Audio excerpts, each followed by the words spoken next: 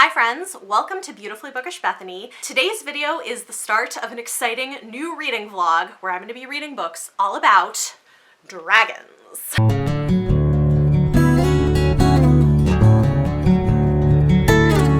I have a whole stack of books on my TBR about dragons that I'm really excited to get to, and I have some plans for some fun dragon related content around New York City that you guys are going to be seeing in here. But I'm very pleased to announce that this video is sponsored by Penguin Teen to celebrate the release of the paperback edition of Fireborn by Rosaria Munda and the brand new release of the sequel to the series, Flamefall. These books got a cover redesign and I think they're really beautiful. When Penguin Teen reached out to me to see if I would be interested in partnering with them on the project, I was like, oh, I have been wanting to read Fireborn for like a year.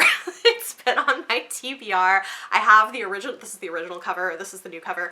I have had it on my shelves. I have the Book of the Month Club edition. I've been meaning to get to it. I originally heard about this from my friend Jocelyn over at Yogi with a Book, who loved it. This is a YA fantasy story, obviously about dragons, by a Latinx author, and I've heard really good things. I've heard there's political intrigue, which I love. There are dragons, which are super cool. So I am finally going to be reading Fireborn for this vlog. I'm probably not going to be reading Flamefall right away, but I did want to let you guys know that it is now available, so if you have read Fireborn, you could pick up the sequel. If you've not yet read Fireborn and this vlog maybe makes you want to pick up Fireborn, I hope I love it. I think I'm going to love it, which is why I said yes to this. But I'm going to be reading Fireborn. Flamefall just came out. Huge thanks to Penguin Teen for sending me these gorgeous new copies of the books and for sponsoring this video.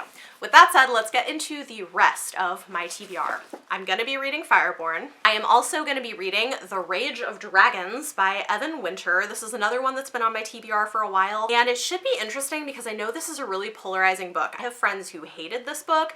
I have friends who are obsessed with this book, but I'm hopeful that I might still enjoy it. I do have this one as an audiobook as well, so I will probably be doing the audio and maybe reading along on the physical book for some of it. This one is an African-inspired adult fantasy novel. It's a debut. I basically want to read it so I can have an opinion on it because I hear such polarized views. I'm excited to finally get to it. The other YA title that I'm going to be reading is Given by Nandi Taylor, and this I think actually got a new cover for the paperback as well. The author is a Canadian writer of Caribbean descent. One thing that's really interesting is this is actually a fantasy romance with a dragon shifter. I'm excited to pick it up. And then the last book on my TBR is a novella, this beauty from Subterranean Press that I bought a while back and have been just needing the perfect excuse to read, and this is it. This is Princess Floralinda and the 40-Flight Tower by Tamsin Muir, the author of Gideon the Ninth. This was only available physically from Subterranean Press and sold out. You can still, I think, get the ebook and listen to the audiobook, but this sounds like it's going to be a lot of fun. It's kind of a reimagining of Rapunzel, where there's a princess stuck in a tower and there's a dragon guarding one of the floors of the tower, and she's supposed to wait for a prince to rescue her, but they all die on the way up and like nobody makes it to the top. I think it ends up being a sapphic romance with like another girl who rescues her instead or something like that. I'm not really sure, but I'm sure it's going to be lovely. These 4 books are my TBR for this video. I'm also going to be taking one day to hang out around New York City and go do some cool dragon themed things, so stay tuned. And I'm guessing that day I'll probably be working on the audiobook of Rage of Dragons and listening to that while I go. I will be back once I've started the first book. Hey guys, so it is Monday and I am getting ready to officially start this reading vlog. I'm going to be starting with listening to The Rage of Dragons by Evan Winter. I haven't started yet, so I'll let you know how that goes. But I thought it would be fun to also have a dragon-themed day in New York City. First up, I am going to go get some lunch because I'm hungry. It's about lunchtime. And there is a place near my next location that has dragon in the title. So let's go.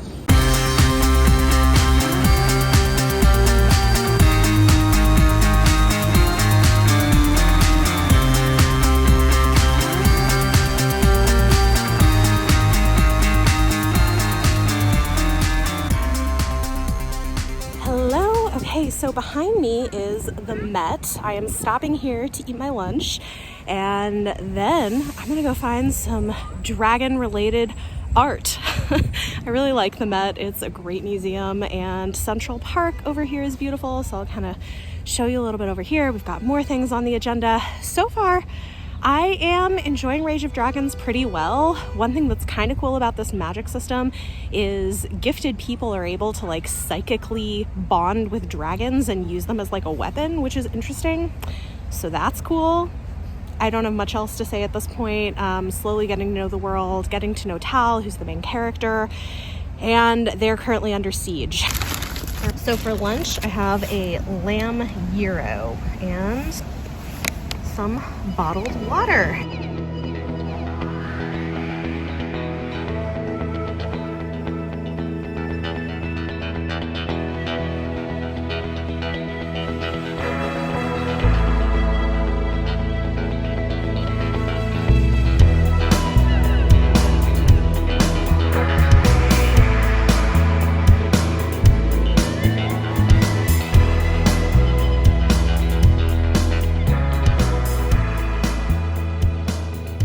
Okay, so that was cool. I always love the Met. I've been there several times and I always feel like I'm barely scratching the surface. Also, it's super easy to get lost. It's like a labyrinth, but so many amazing things. I had never actually seen the armor and swords area before, so that was super cool. So now, since, you know, what better to go with dragons than knights and castles, we are very close to Belvedere Castle in Central Park, another place shockingly I've still never been. So we're gonna head over there, and I'm hoping it'll be a good place to take some Instagram pictures for Fireborn.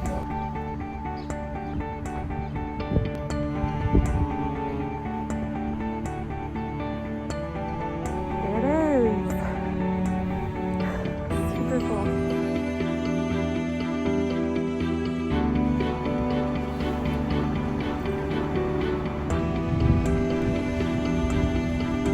All right, so I got a few pictures that I think will be good.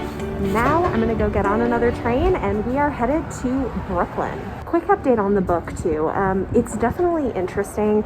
I'm gonna have to give some thought to my feelings about the way they're handling this villain. He's a noble who gets away with rape and murder, which is pretty horrific. I have heard some people complain about the way women are treated in this book. I can kind of see where they're coming from, although I'm gonna withhold judgment for now. All right, we made it to Brooklyn. I grabbed some coffee. It's been a long day. We're gonna go to the East Wind Snack Shop, which are known for carrying Dragon's Beard handcrafted cotton candy snacks. It sounded really interesting. I've never tried it before. This is the only place in New York you can get it, so we're gonna try it out once I'm done with my coffee. And then there's a bookstore a couple blocks down, so we're gonna go visit. Unfortunately, they're not doing it right now. This is what it's supposed to look like, but we tried. That's okay. We're gonna go to a magical bookstore. Let's go.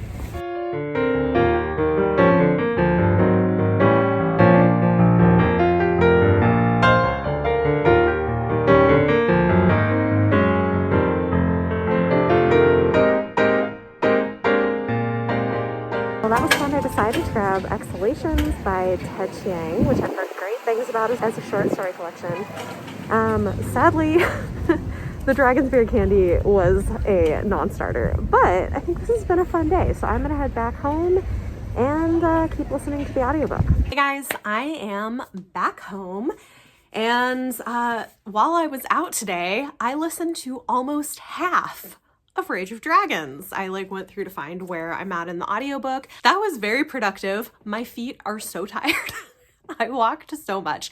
You probably didn't see all that on the vlog, but I had a really fun time. I don't go out around the city all that often, and I thought it would be fun to take this opportunity to have some self-care time. Okay, so thoughts on Rage of Dragons. I'm actually enjoying it quite a bit. I've heard a lot of criticism of this, and I definitely can see reasons for it. I don't think that the way female characters are handled in the book is great. I have seen worse. So this is kind of par for the course for your typical adult fantasy written by a guy that's a little bit male gazy and doesn't have fully developed female characters. At least so far, I don't feel like it's been overtly misogynistic, but I think the setup of society has some of that baked into the premise. For instance, the fact that oddly women are rulers, like it's ruled by a queen, their society is ruled by a queen, and women can also be powerful magic users, but they don't fight in battle aside from using magic. And despite being in powerful positions, it still feels like a very patriarchal culture. So I don't know, like if he was trying to make this a feminist culture, I don't think it succeeded. That said, taking it for what it is, I'm mostly having a pretty good time with it. Hal is very much your teen hero, at least at the beginning. And maybe he'll grow up a little. We're seeing him kind of grow up. He makes some really dumb choices. He's very rash, and that ends up causing harm to some people. But he also lives in a really violent patriarchal society with a strict caste system.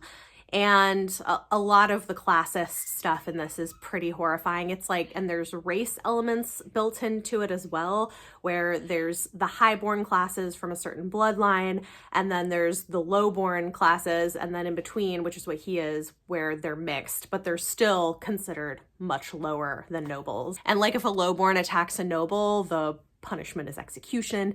It's really intense, like draconian punishments. And in some ways, this is kind of a revenge story. Basically, a variety of things early in the book lead to the death of Tao's father at the hands of nobles. And so he is out for revenge. He wants to train and become a member of the military and gain the right to challenge them to a blood duel, basically. I was really into the early part of the book. So far, the middle of the book has been a lot of training, which I'm kind of okay with. I've heard a lot of people say that it drags out for a long time and it's way too much training. I'm curious because I'm not quite at the halfway point, so I'm curious to see how much more of the book is training, because so far I'm okay with it, but if there's much more than we've gotten already, then yeah, I would say it's too much. Like, I feel like we've kind of hit the point where something new needs to happen. In some ways, I'm pleasantly surprised. I was a little worried because I know some people really, really dislike this, but so far I'm enjoying it. Not a new favorite, but having a good time with it. Good morning, everybody. Actually, it's like lunchtime, so I'm about to go eat some lunch, but I have been editing videos this morning and I've continued to make some progress on the audiobook of The Rage of Dragons. This is where I'm at, more than halfway. I'm really enjoying this. As much as I see the issues with the treatment of women, and we can talk more about that, in general, I'm really, really into this. And I think what this is making me realize, because I will frequently say on the channel that I don't prefer things that are really plot driven, that are too heavy on action. And I think that's true when it's action for the sake of action. However, when action scenes are being used as an opportunity for world building and character development, I'm much more into it. So it's not like the action itself that I'm into, but more like what it's doing. And I will say, I think Rage of Dragons, even though yes, there is a lot of action, yes, there are a lot of like training scenes and fighting scenes and stuff, it's using most of those scenes as an opportunity to further build out the world, to further get a sense of like the social dynamics within the class structures, the castes, more about the magic system, more about Tao as a character. And I find that really interesting and really compelling. So I'm surprised at how much I'm enjoying this, to be honest. I was a little nervous because people have been like, I don't think you'll like it. It's like so much action. And yeah, it is, but I'm not so bothered by it. I do think I'm glad I'm doing this on audio and not reading it physically. A lot of action also bothers me less in an audiobook when it's done well and when it's being used as a way of building out more things and not just like to be cool. I mean, I'm all for like having scenes occasionally that are mostly because like the author wanted to put this in there because he thought it would be cool. That's fine. But when there's a lot of it, it's like, okay, yeah, that's excessive. Whereas this, I'm not really feeling that way about it. After I read this, I'm going to be so interested to go and see people's actual reviews because I've glossed over them, but I haven't looked in depth because I didn't want to until I read it myself. But yeah, I think that'll be really interesting. So that said, my plan is to go make some lunch while listening to this audiobook. And then I have kind of a fun little project that's kind of silly, but I think will be fun. So some of you guys might know I'm a mom. I have 2 sons who are 4 and 7, and they are very into Legos. And I thought, you know what would be fun is to make a Lego dragon for this vlog. And then I will give this to them after the fact, which they're very excited about. It's funny, they went to school this morning and my 4-year-old was like, Mom, are you gonna make a video with that dragon and then we can have that after school? I was like, yes, I'll do it today. So I have to do it today now. So what I'm gonna do is eat some lunch and then listen to the audiobook and make this Lego dragon, and you guys can watch along and it'll be super cool. Reconnecting with my childhood, because why not? Another thing I wanted to say about this book that I think is part of why I'm enjoying it is I really love an underdog story. How determined Tao is to be better and beat the people he wants to beat so he can get revenge. Like, does he do stupid stuff to get there sometimes? Yes, but he just keeps getting back up. He keeps trying and doing wilder and wilder things to make it possible. I also enjoy a narrative that is pushing back against oppressive class structures, and that's really what this book is doing too. So yeah, I really like it. I don't know why I'm surprised, but I'm surprised at how much I'm liking this.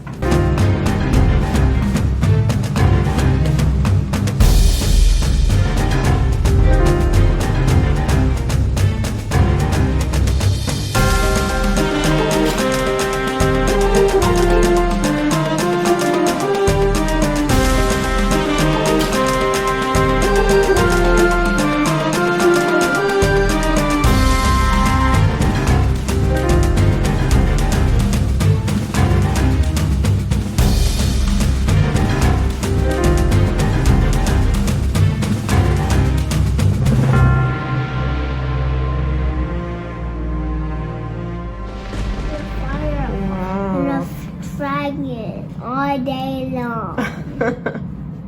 Pretty cool. Does he fly? Yeah.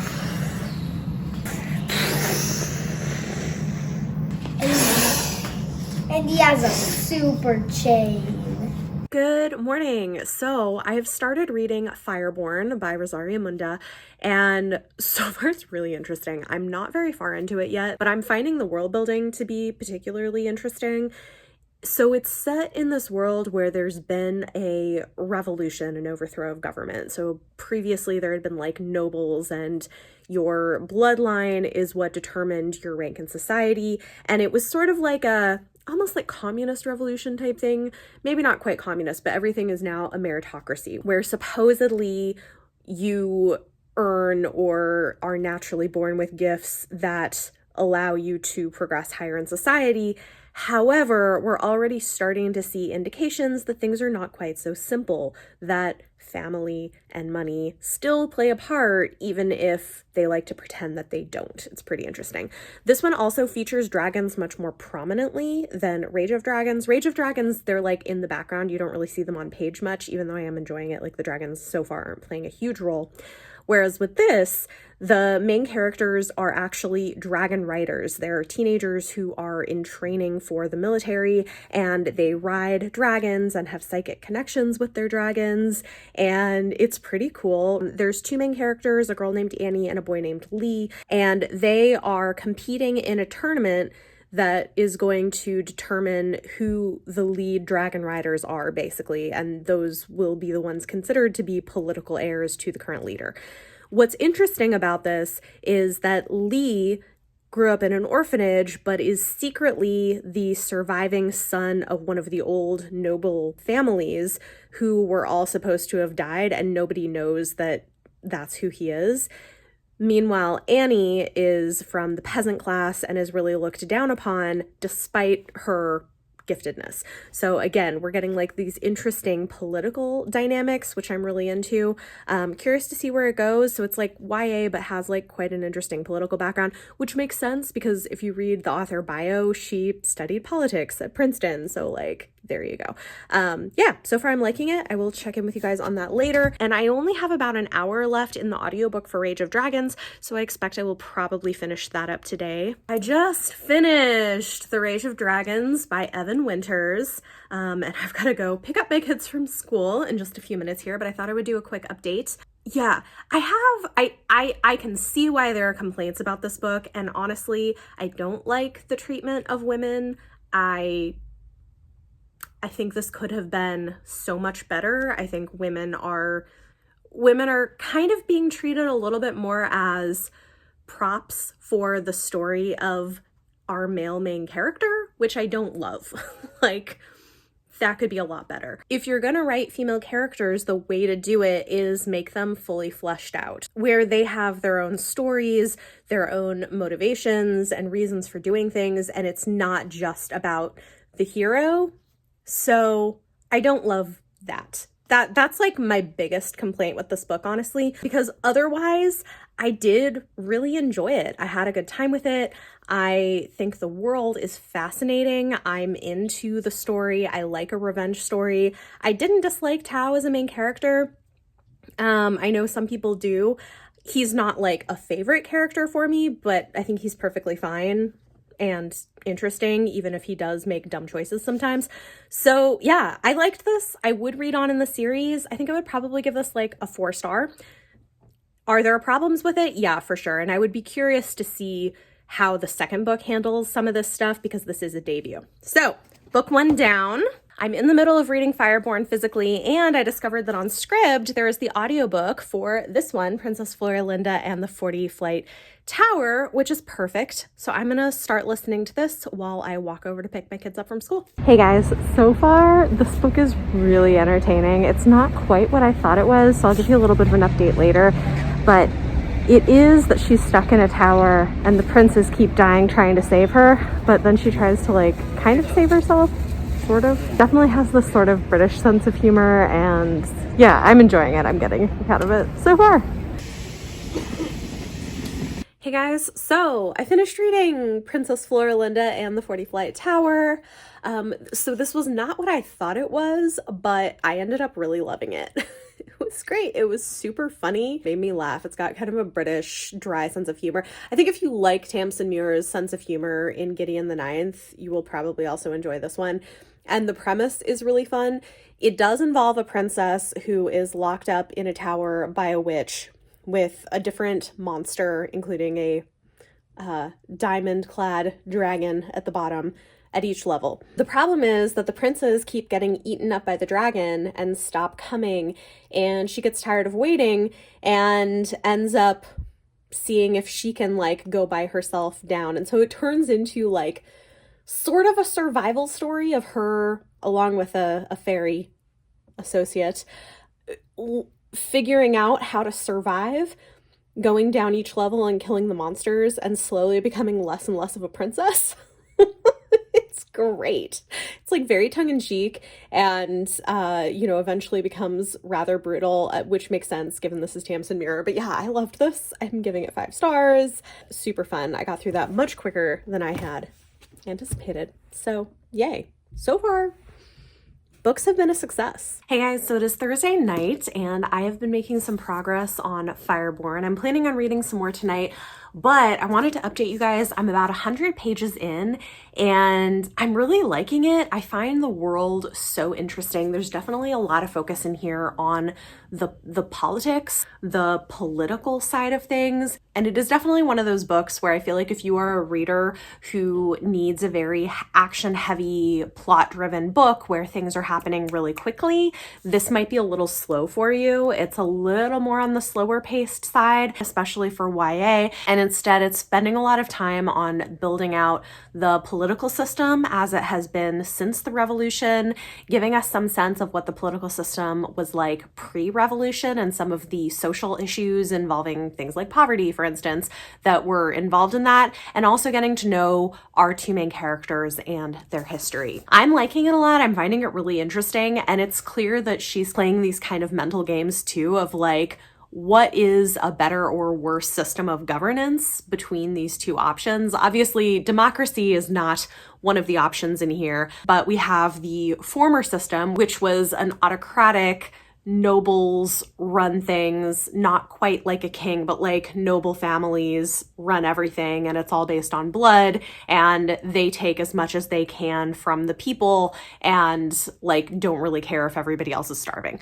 So that was kind of what we came from. Now we've moved to a different kind of autocratic system, which is still run by one person at the top, but at least in theory, it's a meritocracy. There's a semi-more socialist system in place. I guess I wouldn't call it communist because not everybody's on an equal playing field, but socialist in that it's trying to make sure that everybody has their basic needs met. Everybody has a job, everybody has enough food, etc. So I'm finding it really interesting, but also I'm a person who studied politics and really enjoys that kind of thing in my books. Clearly, it's also the case that the author has done that. So yeah, I'm really into this. I'm also curious to see where things go because I think she's setting up this really interesting conflict here where the two main characters have a really close relationship because of their history together, but they have these like competing tensions, right?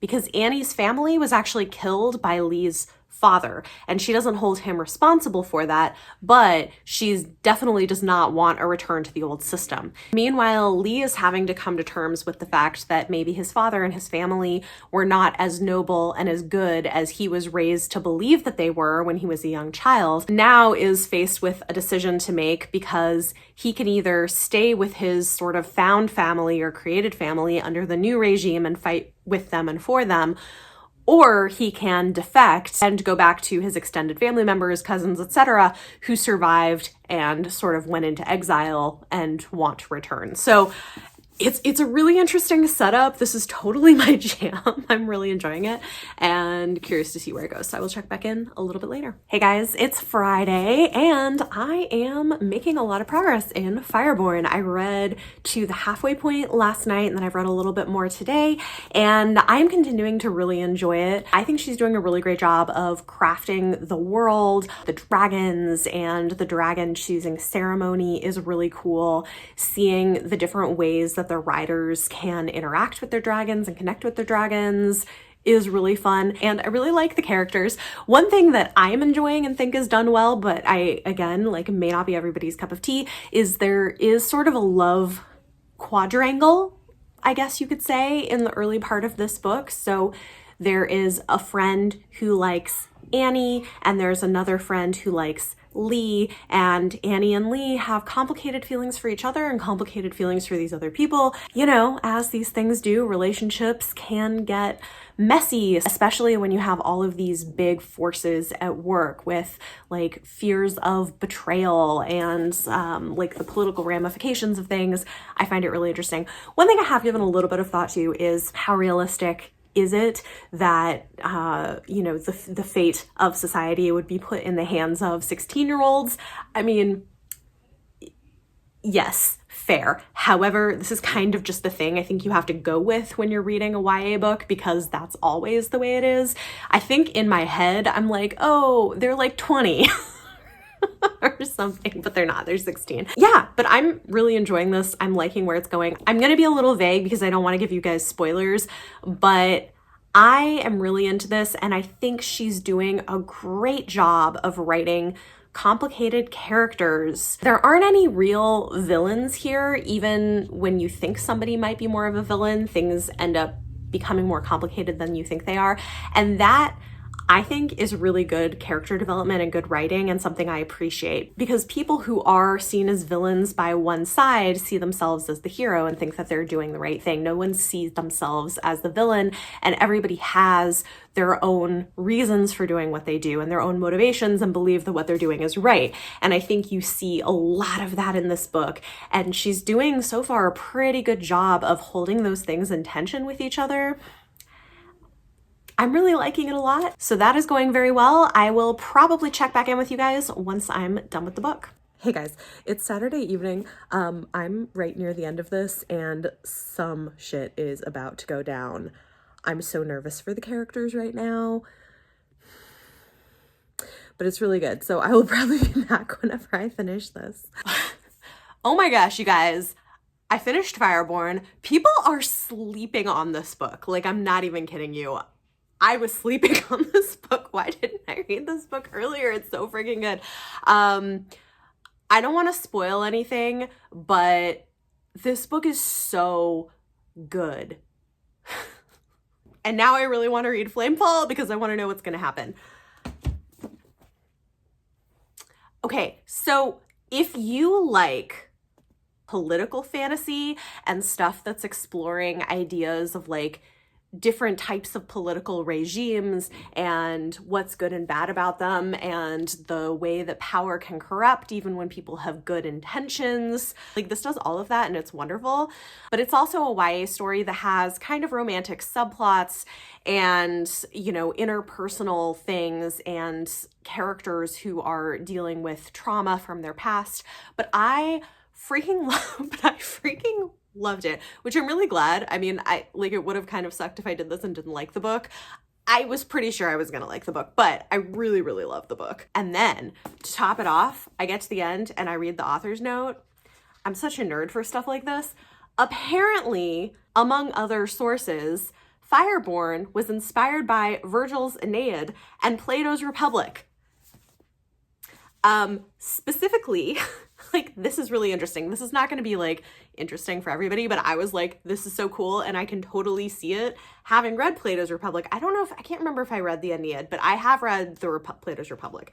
And she says, my love of the classics has always been amateur, and I'd be the first to admit the resemblances between this Callipolis and Plato's are few. But for readers curious about the sources that inspired Atreus's regime, which is like the post-revolution regime, the basis for its political structure, propaganda, and censorship practices can be found in the Republic, which is so fascinating, and I can see it. So the nerd in me is geeking out about that. Yeah, this was very, very good. Also, great use of dragons. Definitely the most prominent use of dragons of any of the books that I've read for this so far. And really interesting world, really nuanced characters. I'm so impressed. And this is her debut. So now I need to read Flamefall probably pretty soon because I really want to know what's going to happen next.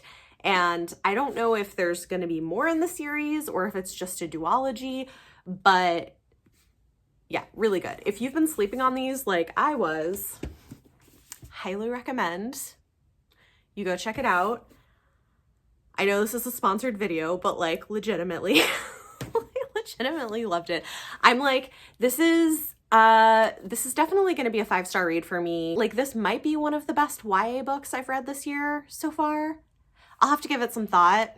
You'll probably hear more from me in my end of month wrap up, but this is my shit. Like, I am so into explorations of power and political systems, plus dragons and like a love quadrangle and friendship. Like, give it to me. Yes, please. I will take all of it. I will take all of your morally great characters. I will take all of it. It's great. It does get pretty intense too near the end. Okay, so also I will say, part of how you can tell I was like really invested in what was going to happen and the characters is I kept stopping in the last like 50 pages or so where I was like telling my husband something bad's going to happen. I'm so nervous. And he was like, this is just in a book, right? I was like, yes, it's just in a book, but I'm nervous for the characters. What's about to happen? Okay. The final book I'm reading for this vlog is Given by Nandi Taylor. So I'm going to start reading that tonight, even though I like low-key just want to start Flamefall. I have other responsibilities, so it's just gonna have to wait as much as it's calling to me. So we're gonna read Given, and yeah, I'll let you guys know how it goes. Hey guys, so this process has been taking so much longer than I planned. Like, I think I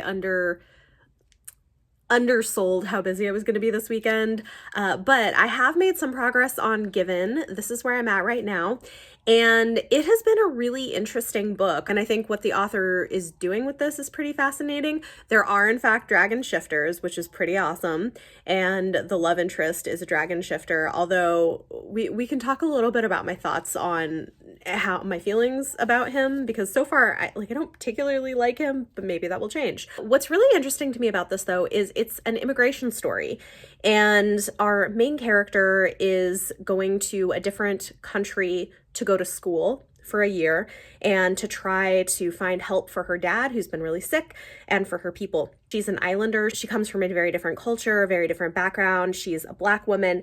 And in this new place, at this new school, she faces a lot of microaggressions and a lot of insensitivity. Yeah, cultural insensitivity from the people she encounters. Meanwhile, she is trying to figure out how to make her way in this new culture and manage it. And it's really interesting. You can tell that the author knows what that experience is like, maybe intimately. And there's just a lot of small details where it's this feels like a lived experience. I'm finding the world to be interesting. The magic is interesting. That's one of the things, is they think that the magic system she learned back at home is more barbaric or less civilized, basically, and she's having to deal with that. The thing with the romance plot that's kind of odd is apparently in this world, dragons usually have what's called a given, which is, it's basically like a fated mate thing. There's a fated mate. And this dragon had thought that he was born without one until he meets her, and he's immediately like, you're my given, you need to marry me and have my dragon baby. And why wouldn't you want all of that? And she's like, no, I don't know you, get away from me, stop. And I love her as a character. She's fantastic, but I'm waiting to see how the author is going to make me actually like the dragon, because so far I'm dude, you're being super paternalistic and misogynistic and ugh, yuck. But really interesting, really enjoying this one. I will update you guys more later. Hello, I finished reading Given, and I actually have a lot to say about this. I'm gonna say this was a pleasant surprise.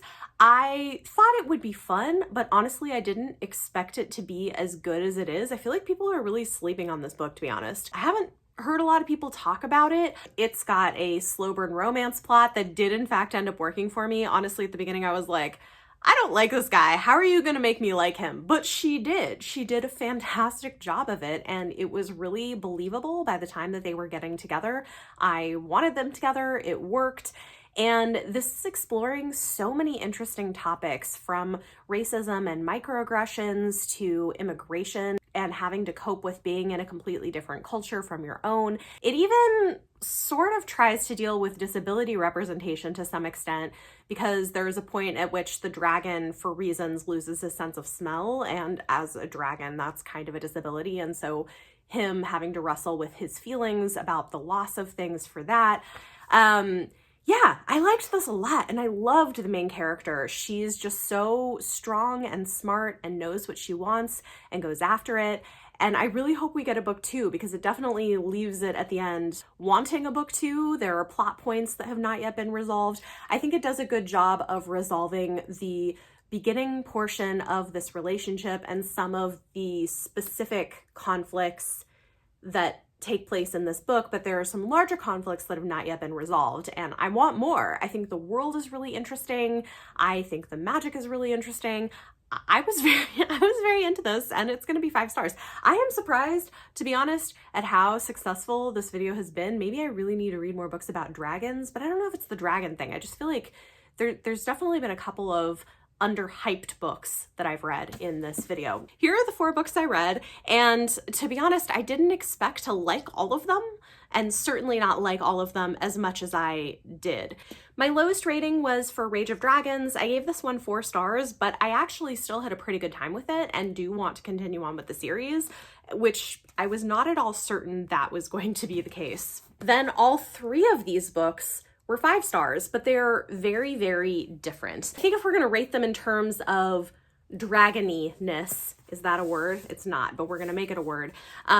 Princess Floralinda and the 40 Flight Tower probably has the least amount of dragon. The dragon is referenced, but it's barely on page. So I would say that even though there's a lovely dragon on the cover, and the dragon exists as kind of an off-page part of the story for the most part, we don't really see much of the dragon, and that's not really what it's focused on.